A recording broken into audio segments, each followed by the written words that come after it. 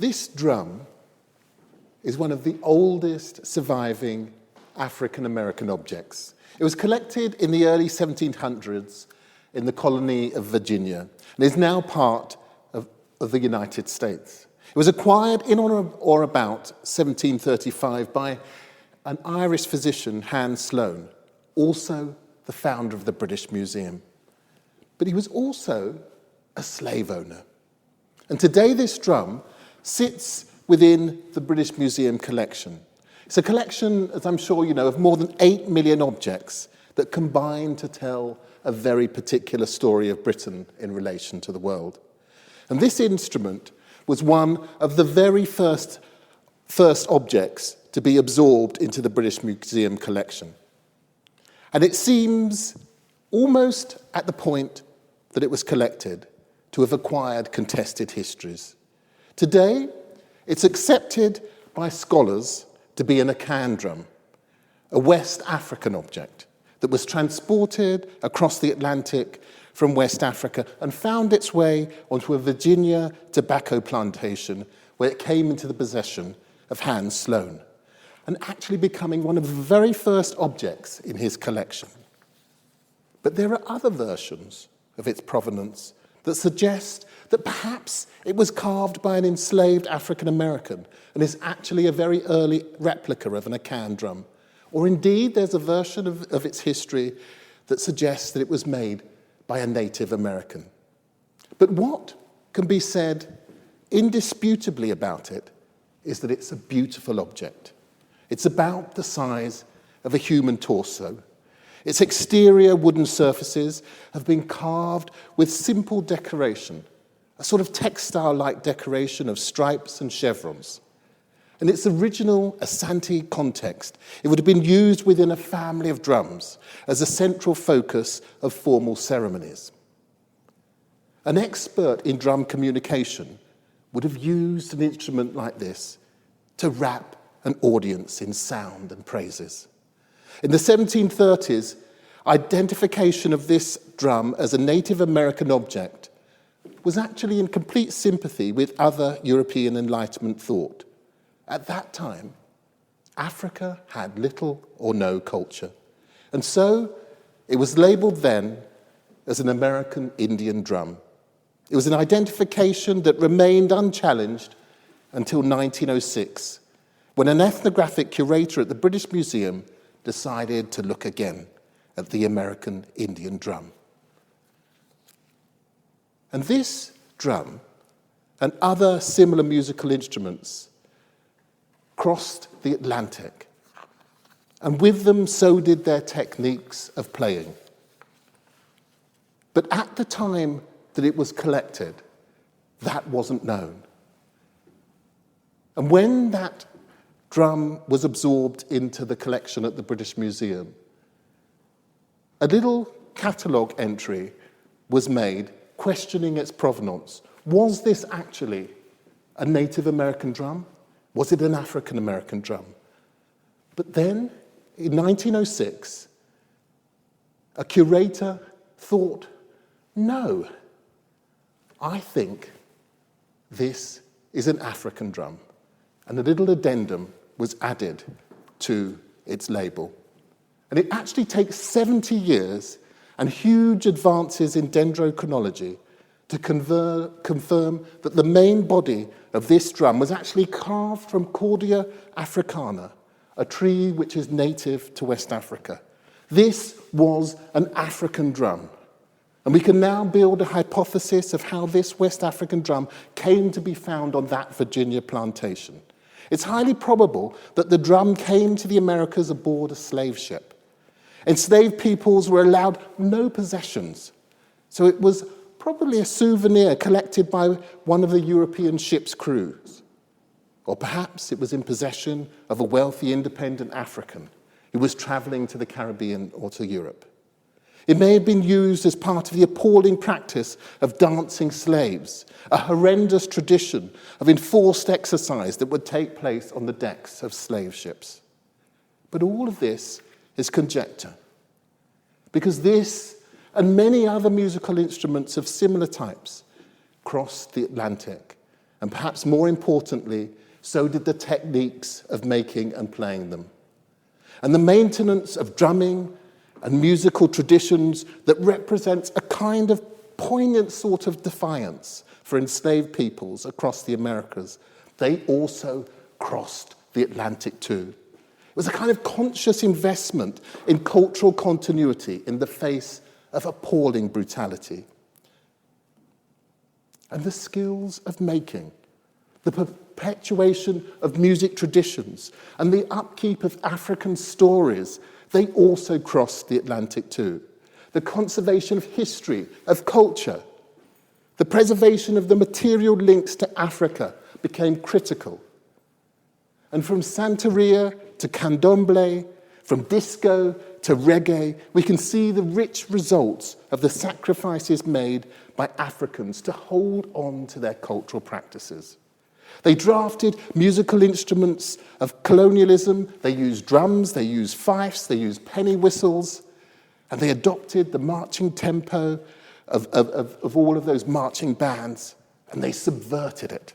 They broke all of those traditions and they twisted them and they used them for their own. They built their own musical landscape and they used it in their own ways. And as had been in Africa, these musical conventions became an incredibly powerful galvanizing force. And anyone who's heard this kind of drum up close will know the sort of effect it can have on you. Drums are the simplest of musical instruments. And that seeming simplicity is a major part of their wonder. When force is brought to bear upon a surface, a percussive energy is transmitted through the atmosphere to impact on the tympanic membrane of the middle ear. But these drums, they surprise, hitting the listener with a secondary wave, an energy that resonates up through the ground, rising up through the solar plexus to explode in the chest cavity. And the effect is immediate and utterly intoxicating. And when these aural explosions are combined and arranged into passages, it can be utterly thrilling. It can feel like the purest analogue of being. Our bodies crave these rhythms. Beats mirror the explosions in the deepest muscles of the heart. We relish their immutability, their irreducibility, their energy. We know to anticipate the rise of an impending beat. We crave the sensation of the impact of a tone on the air. Lament the collapse of the sound when we're left in that very particular aural vacuum between beats as tone gives way to an equally potent momentary silence. It's the most basic epistemological statement. There must, after the beat, by logical necessity, be a space. A space in which the beat can be. There must be silence, a chance to catch a breath and to regain our composure. And the drummers in this part of West Africa, they really know what they're doing. They know that silence. They know it in its varied forms, and they know how important it can be. In much traditional African music, the lacuna, the skip in the beat, a momentary silence is significant, not just as a mechanical break, but because of what it can uniquely invoke in the listener. In the most celebrated African drumming traditions, silence isn't seen as the field upon which sound is placed. Silence is an equal and active component in the overall composition. What can be suggested by the quality of a momentary silence is deeply considered and highly valued. Some African drummers have taken the idea of active silence to its extraordinary conclusion. They've learned to collude with the silence and the interference between multiple rhythms of drums, to collaborate with that alter rhythm, to entice it from the aural shadows, finesse it and focus it with particular sounds. And even though no single drummer controls these rhythms, this distinct field of resonance is said to have a dynamic and responsive quality all of its own. It's been called the inside rhythm, a ghostly musical presence that seems to manifest itself within the spaces and within the silences. And the mechanics of the inside rhythm are somewhat mysterious, but the politics of silence, for me, is at a nexus of significant cultural phenomena connected to omitted histories, connected to lost narratives and marginalization.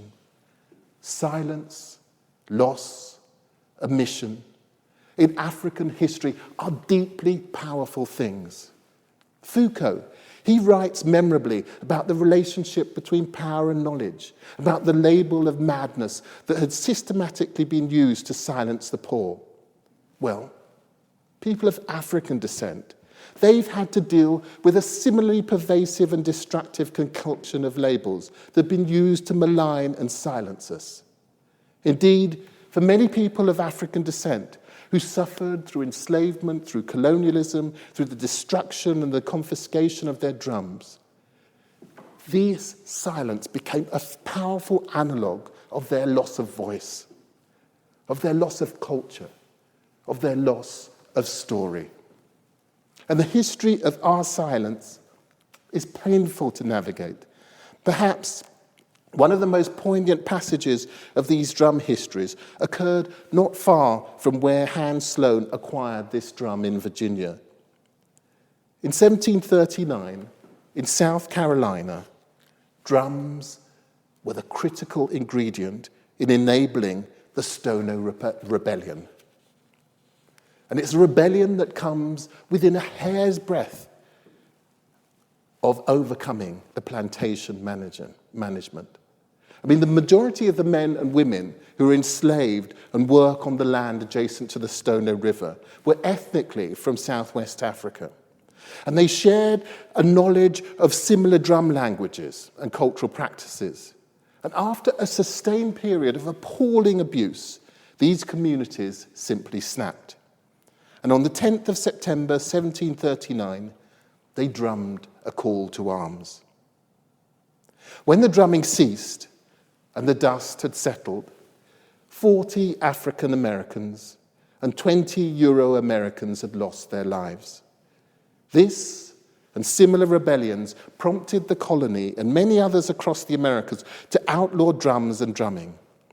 Hans Sloane, founder of the British Museum, who owned a substantial plantation in Jamaica, later wrote how the African men and women forced to work on his land in Jamaica were formally allowed to use trumpets after their fashion and drums made of a piece of hollow tree, but it was thought too much inciting them to rebellion, so they were prohibited by the customs of the island. The drum had been declared a weapon of war, a thing to fear. Its music, its messages, ammunition of dissent and rebellion. Music, African culture, history had become an incendiary thing. And the impacts of banning and systematically denigrating cultural expression of Africans was profound. Derek Walcott would perhaps capture what that meant most affectingly when in his poem, The Sea is History, he began with an unnerving question that he directs at people of African descent. Where is your tribal memory? Where are your monuments? Where are your battles, your martyrs? And it ends with the devastating final line that our history now lies in that grey vault. The sea. The sea has locked them up. The sea is history. It's a lament, a strike at the loss, the eradication of a history, of a culture, something that is made most palpable in the colonial administration's banning of this most palpable symbol of historic narrative, the drum. The drum was dangerous. And it was occasionally forced underground, and it became tainted and compromised. But that only served to charge it with greater importance. Traditions that survived the Middle Passage, along with new hybrid cultural conventions, felt even more vulnerable. And they understandably became, with that vulnerability, all the more cherished. But whilst people were prepared to go to great lengths to protect their heritage, brutal administrations were utterly uncompromising in enforcing drum bans and restricting cultural freedoms. And one can understand how the poet Derek Walcott would have looked back and felt that his history had been systematically eradicated by these processes. But something else was also happening. Music had acquired a latent political manifesto. Part of Walcott's genius was in identifying how the archaeology of loss and omission had become a fertile reservoir for inspiration itself. The once silent rage of these discrete cultures had found a unifying vent, a mechanism through which to consciously, creatively express and disseminate their feelings, a Pan-African, diasporic, inside rhythm that resonated with both historic pain and future possibility. And over the course of the 19th century, and in the build-up to the American Civil War, that silence, that vacuum, was gradually filled by the output of new political visionaries. They sought to build new alliances and connections, to borrow new world radicalism, and to connect American Africans with their African history. And perhaps that is what I find so affecting about this object, that implicit feeling of lasting mourning, of lingering narrative loss, that sense of acknowledging ominous omission that is an integral part of our thinking about Africa. Our story, our perspective, so often ignored, so often marginalized, forgotten, here symbolized by a fragile but enduring beauty. I can almost hear Walcott saying, "Where is your tribal memory? Where are your monuments? Where are your battles, your martyrs?" And that final devastating line, "The sea is history," that our history now lies in that grey vault. The sea has locked them up. The sea is history. And yet, as compelling, as pervasive as this view of history is, in a very meaningful way, our history, against considerable odds, our contribution survives. It thrives, it thrills. In my mind, the great human narrative, African history. It was in Africa, after all, that humanity first defined itself in terms of narrative. And over millennia, Africans have tested that paradigm through their invention and through their imagination. And we must robustly challenge the notion that Africa's story is somehow lost in a fog, that it only remains as part of a fading prehistory. Think about the magnificent medieval African cultures, Great Zimbabwe, which dominated the great gold trade routes that fueled the opulent coastal Swahili sultanates through the cultures of the Indian Ocean. Or the emperors of Ethiopia, who presided over a vast region that boasts the longest continuous tradition of Christianity, with formidable transcontinental ecumenical influence. Or the magnificent cultures of the Sahara. Even if we don't know this chapter of history, we probably know this image. This, after all, is one of the most famous images of a medieval personality. This is Mansa Musa. In the early 14th century, Mansa Musa ascended the throne of Mali, bounded by the Sahara on one side and the Atlantic on the other, leading him scant options for expansion. But to merely be a loved emperor wasn't enough for Mansa Musa. He had all the power, all the money, all the territory he could feasibly administer. He wanted to find new frontiers to traverse, to define a new paradigm by which to measure his success. And he didn't just want wealth and power. He wanted something more prestigious. He sought knowledge. And he pursued it with a focus and with a dedication of a general waging a war. In 1324, 12 or so years after becoming emperor, 60,000 people left Mali with Mansa Musa on one of the great Hajj journeys ever conceived. Most would walk every hard mile to Mecca. 8,000 were soldiers, 12,000 were personal staff, some were members of his court, but most were ordinary citizens. And along with them travelled 80 camels bearing 300 pounds of gold. And every night when they stopped, it was said to be like a whole town decamping in the desert. And after completing his pilgrimage, he stayed to meet some of the great Islamic scholars of the age and invited a number of these intellectuals and a group who claimed to be descendants of the Prophet himself to return with him. And amongst them was one of the great poets and architects of the age, Abu al-Sahili, a man who had learned his trade under the formidable Berber architects of Granada. And as much as being a pilgrimage, it was a statement to the world about the wealth and ambition and the intellectual culture of an African state.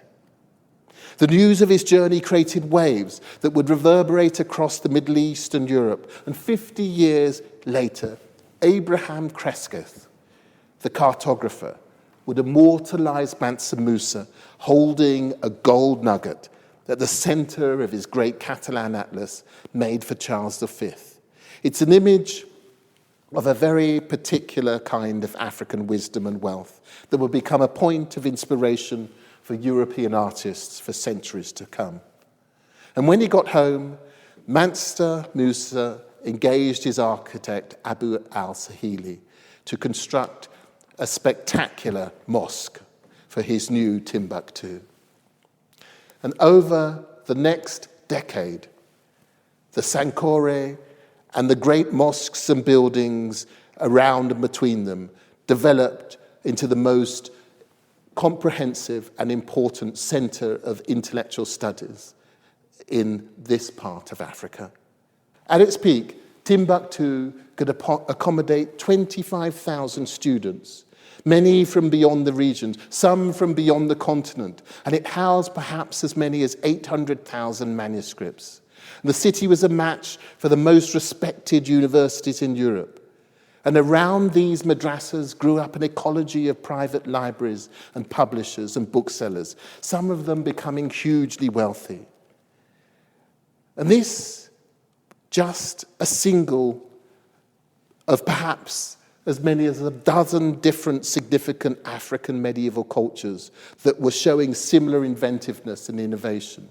Each looked beyond the continent without fear. And this model of a beneficent, wise ruler, celebrated in the Catalan Atlas, would become a model for fledgling medieval cultures in Europe. But more than that, Africa set the intellectual agenda. It inspired innovation in ways of thinking that no one questioned. And the meaningful arrival of armed Europeans in Africa a century later was to change much of that. This pendant mask was created in the early 16th century for the Nigerian king, Oba, named Eseji. It was made in honor of his mother, Idia. It was carved with incredible skill from ivory. It's a material that would attract Portuguese traders down the West African coast, bringing with them copper and coral in exchange. And it's fascinating. But in this brief period, African rulers saw Europeans as their vassals, as their servants. Here, they were threaded through the monarch's hair like beads or currency.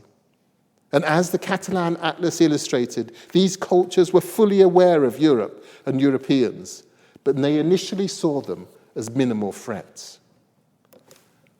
Within 2 generations, Europeans had established permanent presences on the West African coast.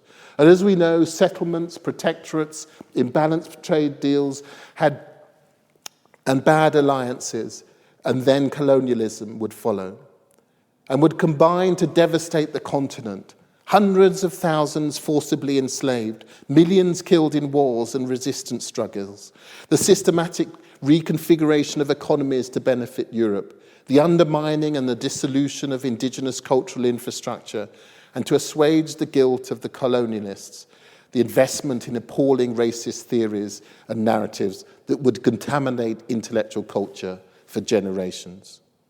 But this wholesale denigration of a people and the attempted destruction of their culture had an unlikely outcome, a kind of weaponization of identity, a politicization of perspective. It changed not just how Africans saw themselves and judged the world. The view from the periphery, from the margins, became an important part of global political discourse, and the conception of the world, a conception of the world that became airborne, that became ambient, that sense of the voice from the periphery being one that needed to be listened to. This is Hogarth's Rake's Progress, painted in 1732. It tells a story that people in the 18th century might have been gossiping about any day of the week. The story of a young man who inherits a fortune from his miserly father and thinks that money is going to buy him love, power, happiness. I guess somehow we know that this isn't going to end well. In the second scene, Tom is caught teetering between two worlds. Behind him is the roughness of the street. The roughness, but also the honesty. Ahead of him, the affected world of fashionable society. But this is the critical scene. The night has fallen. The lamp has been discarded on the floor. The die is cast. Tom is now drunk in a brothel. There are patterns of limbs, arms, legs that flow across the canvas, leading your gaze from this fake caress up to the eyes of a young African woman. Behind, a Chinese man throttles a young woman. But the black maid, she's looking across, almost quizzically, critically. A knowing smile. She gazes at a young, innocent woman who's just come in through the door, a girl.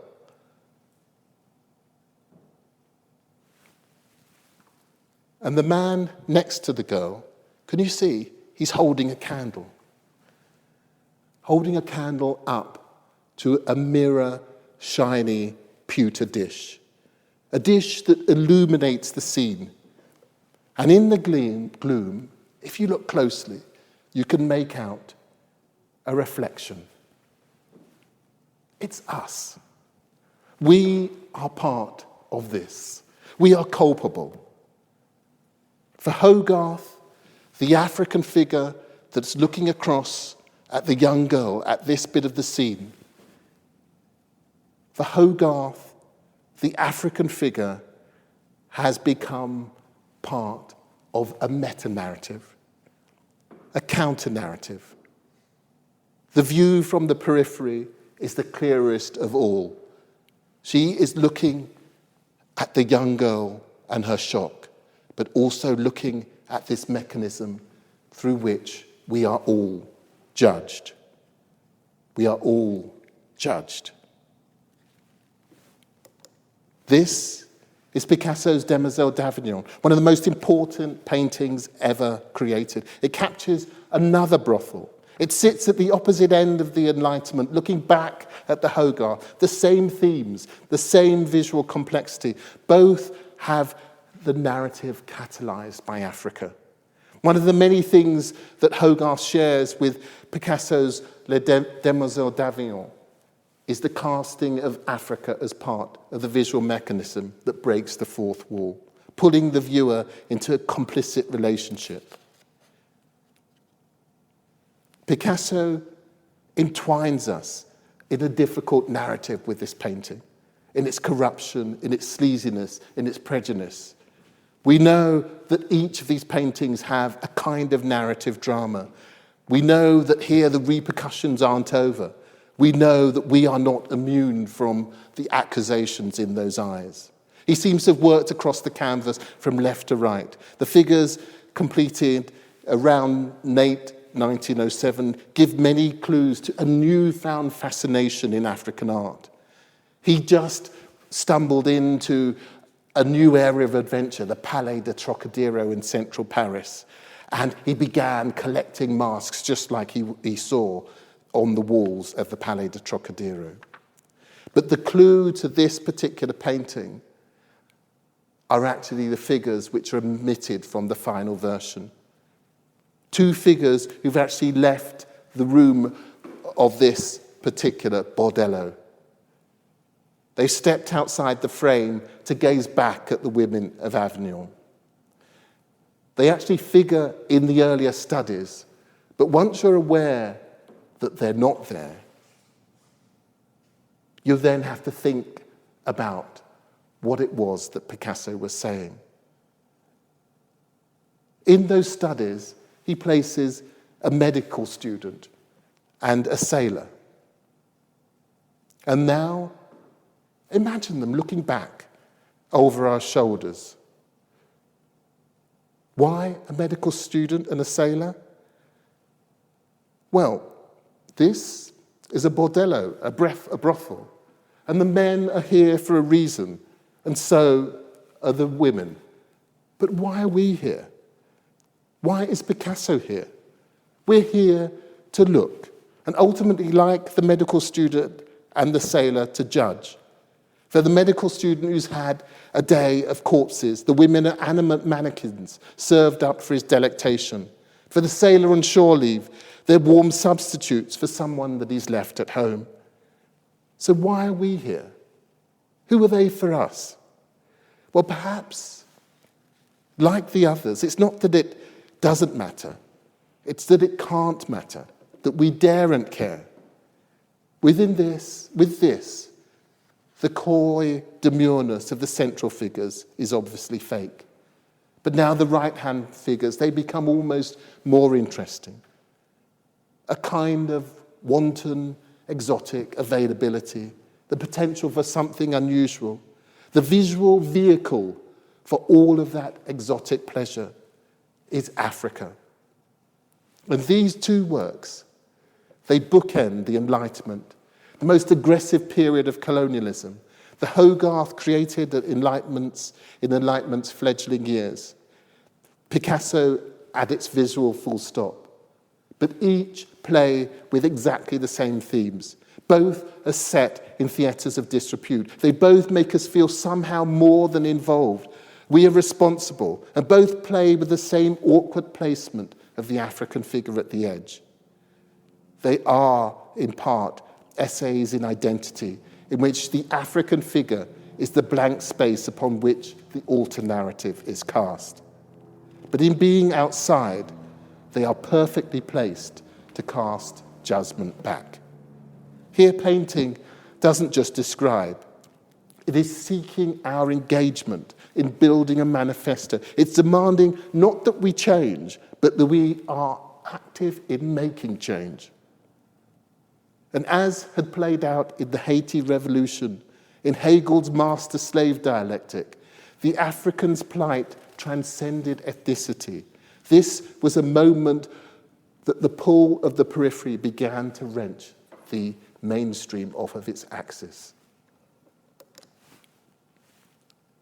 And whilst Europeans cast this role upon the black figure, African artists had already rung out their own clarion call. They saw the canvas and the musical score and the blank page as a surrogate battlefield, the place where they could wage a proxy war, wreak glorious revolution, timeless revenge, and condemn their colonizers and appeasers to be judged for eternity. Africa's writers, artists, musicians would conduct a beautiful campaign against colonialism, dissecting the administrators' cowardice, condemning their vanity and greed, and laying bare their racism for posterity to judge. And their culture, their identity, the constellation of things that intellectual Europe seemed desperate to negate, to destroy, became the defiant beacon around which a new kind of dissent could coalesce. Here, a Bemba artist captures one of the many European traders who travelled to the interior of the French Congo in the early decades of colonial engagement. Carved from a single block of wood, it's the work of a master. Though made for the European market, it's not a flattering piece. It's tragic and comic. The porters are lost, the European drunk or dying. They stop, the confused man at the front points ahead, the bemused man at the back gazes after him. The European was never in charge, always a dead weight, always a passenger, in his lap a rifle, between his legs a sleeping dog. Everything about him suggests torpor, redundancy, malaise, inaction. All are tied together and condemned by fate. It might be funny, but the older porter appears to weep. Art is singularly effective in capturing the impact of imperialism on ordinary people's lives. In colonies like Nigeria, it was ordinary citizens, people that had to deal with the most aggressive manifestations of colonial administration, who would commission some of these sorts of works. More than personal, less immediately apparent, this is the work of Thomas Ona Ondolate. And his carvings, they kind of offer us a window onto a world of clashing sociologies and imploding systems. We can see the erosion of traditional ways of life, the diminishment of old and once respected hierarchies. And in place of the conventional societal anchors, we witness the rise of a somewhat confused Western African middle class. And like Hogarth, he allows us to chuckle at the ambient pretensions and suppressed fears. Barely hidden is a fondness for a group making the best of tumultuous times. But his main focus of attention are the Europeans here, especially the colonial civil servants. And they are tragic, comic figures. We want to laugh, but as so often, somehow it doesn't feel an appropriate reaction. He's a kind of social historian. He seems to intuit an impending change that would humble them all. And these are Sappho flags. They capture a particular moment as a tightening of European control of Africa began to have real impact, creating wealth for some, but also denying the vast majority the trading opportunities and securities that they and their ancestors had relied upon. With the founding of the Gold Coast Protectorate in West Africa, there are a small number of local dignitaries who found themselves granted with extraordinary power. And when the First World War began, Nana Ofori-Atta, the most passionate West African advocate of empire, demonstrated his loyalty to Britain by offering financial inducements to young men of a fighting age. To encourage their enlistment, he actually goes on to publicly donate £1,500 to purchase a reconnaissance plane that flies over enemy lines. It truly was a world war. Yet Africa's story is so often forgotten. And at the start of World War I, the whole of Africa, if you imagine it, the whole of Africa except Ethiopia and Liberia was under European rule.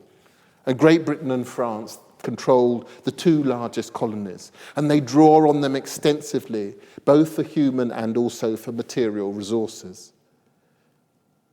Even by conservative estimates, well over 4 million people of colour were mobilised into the European and American armies. And some of the very first shots that are fired in West Africa. The very first big naval battle actually happens in East Africa. Hundreds of thousands of Africans fought and made the ultimate sacrifice. It was Africans, literally upon whose back the war was won. Some 2 million African workers and soldiers and porters lost their lives on battlegrounds in Africa and abroad, fighting for the interests of those who were jockeying for a place in the scramble for Africa. And when the war was over, Nana Foriata accepted a knighthood and a cane topped with a silver biplane as a gift from the British government. And like a number of other traditional leaders, Foriata accepted a place on the Gold Coast Legislative Council, arguing that the new colony was a good thing, potentially a model of indirect rule, an opportunity to embrace new trading and educational opportunities, to build an African industrial giant and transform not just his life, but the lives of ordinary people of the colony. Stretched for raw materials and manpower at the turn of the Second World War, Britain needed more than just the cooperation of its colonial allies. It needed Africans to actually make sacrifices, perhaps even the ultimate sacrifice for empire. And that plea for sacrifice from Britain offered Africans real leverage in their long-term pursuit for greater political self-determination and economic freedom. And these panels show Hausa soldiers who were deployed at many of the African fronts and who also saw service in Burma. In his autobiography, the Mau Mau general, Wahuri Itote, he recalls his time actually in these Burmese trenches. Among the shells and bullets, there was no pride, no air of superiority from his European comrades in arms. And they drink the same tea, use the same water and the same lavatories, and share the same jokes. And there were no racial insults, as he says. And he recounts a conversation with a white comrade who asks him bluntly, "I don't understand you Africans. You're out here fighting, but what are you fighting for? At least if I die, I know it will be for my country. But if you're killed, what will you have gained?"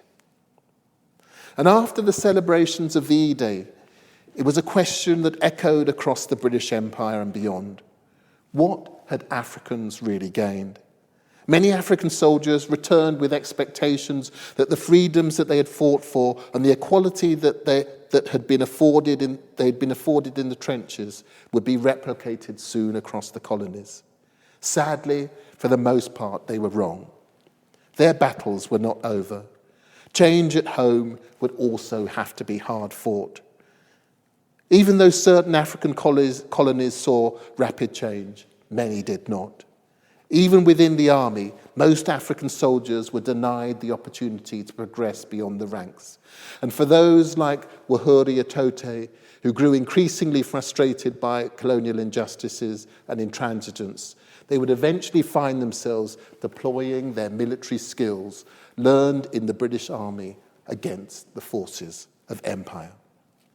Independence offered African artists a chance to make their issues resonate globally.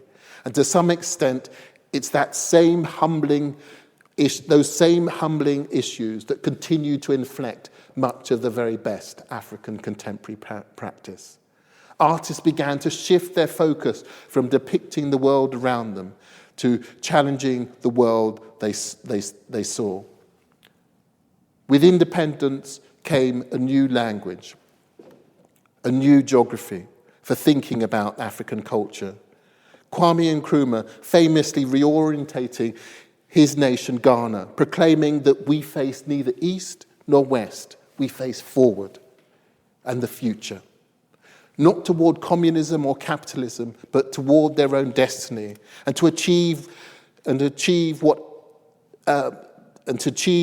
that, Africans saw their challenge as gaining control of critical historical narratives, but also gaining control of their future.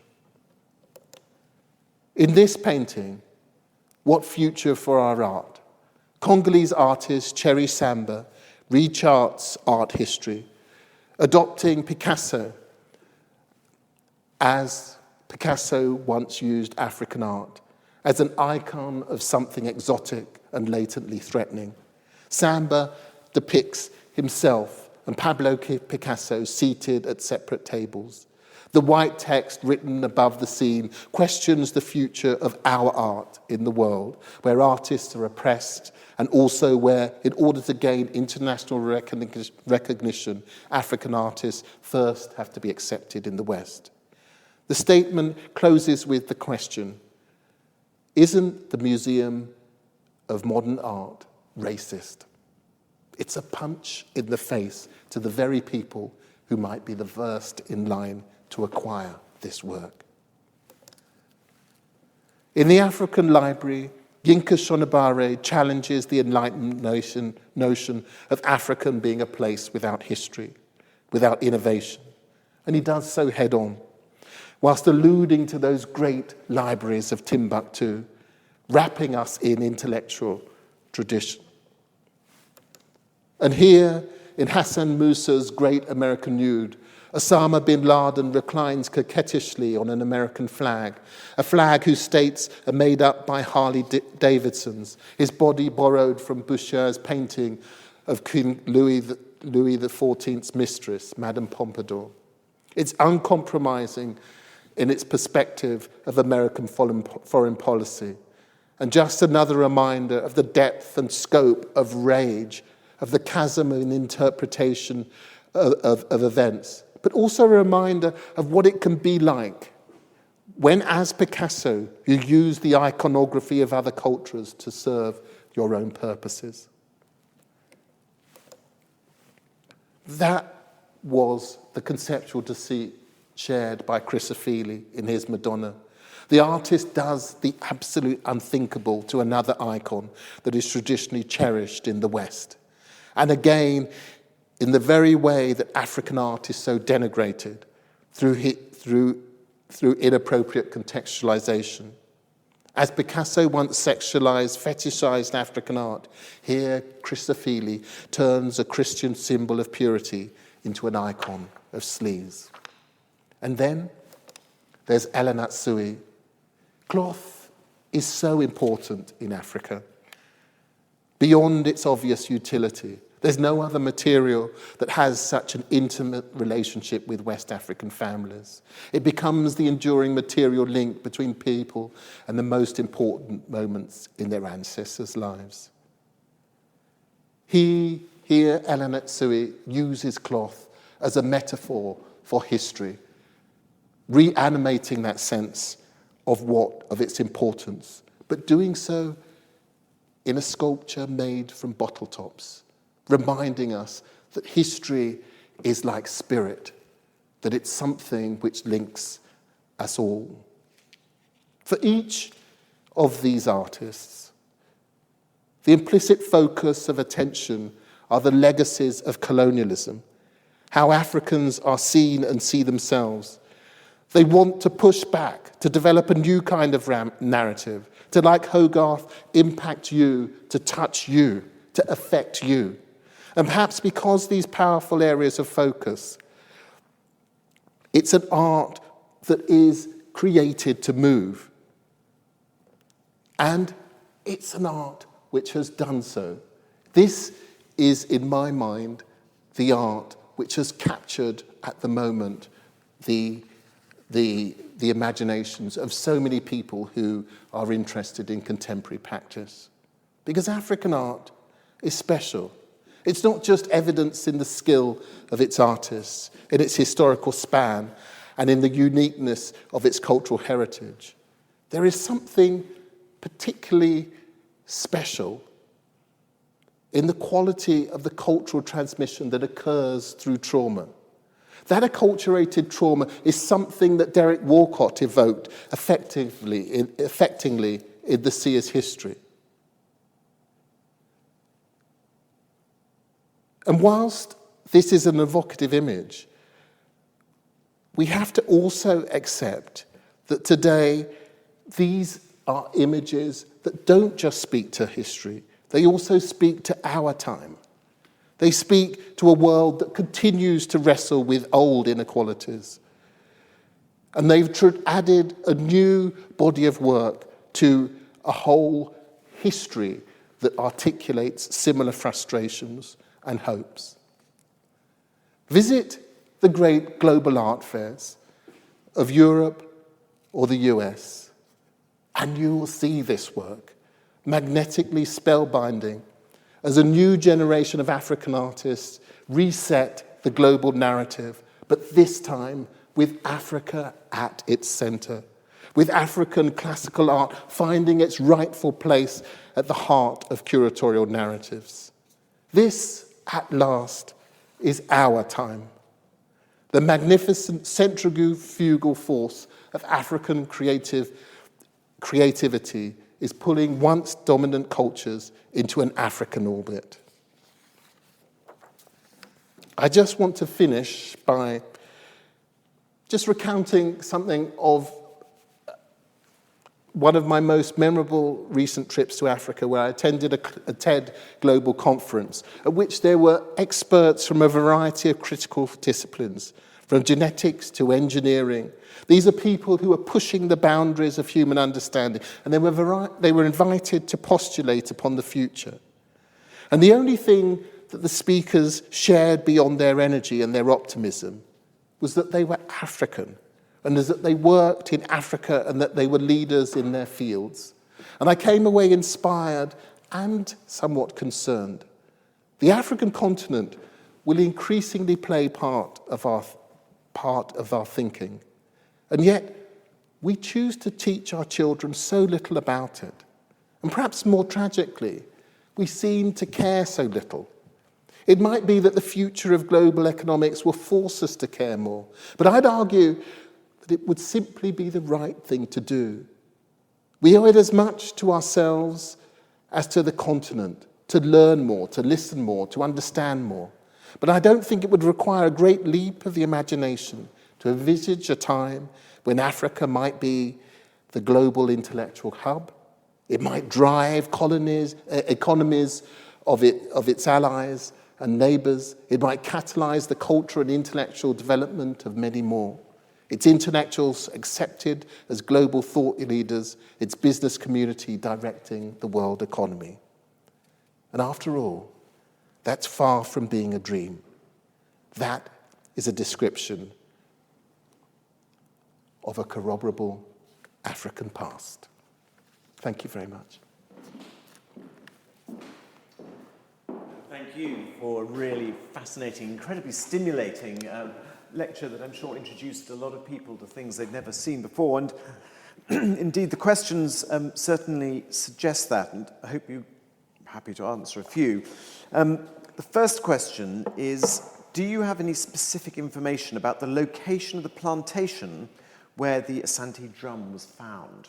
Do we know exactly where it was found or anything about it? I don't know the exact plantation that it was found. I apologise. No, don't apologise. But here is a much more tricky question for you around the Asante drum, and that is, and several people want to know this, should it remain in the British Museum? I think these are difficult questions, but for me, as someone of African descent who grew up in Britain, that it was the British Museum was the place in which I first came in contact with cultural history from beyond Europe. And it does an incredible job of presenting that. And drums like that particular Asante drum, that they are made in Ghana and continue to be, and so they aren't scarce in that sense. The importance of that drum is the story that it has to tell about that particular trade, that particular moment, Britain's involvement, about the story of oppression, about the resistance.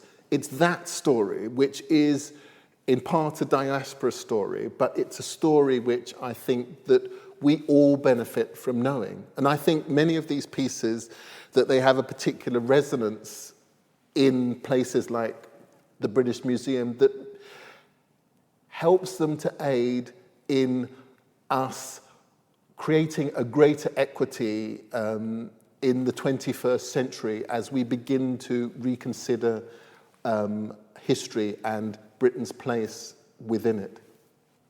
Thank you. There's a very specific question here about the dates of the two paintings you showed from the Congo. That is, I think that was El Kalima.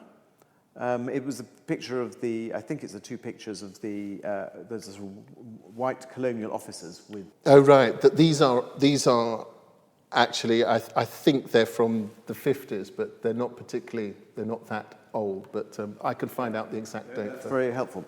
And lastly, what became of the Great Library of Timbuktu, and what is its enduring cultural impact?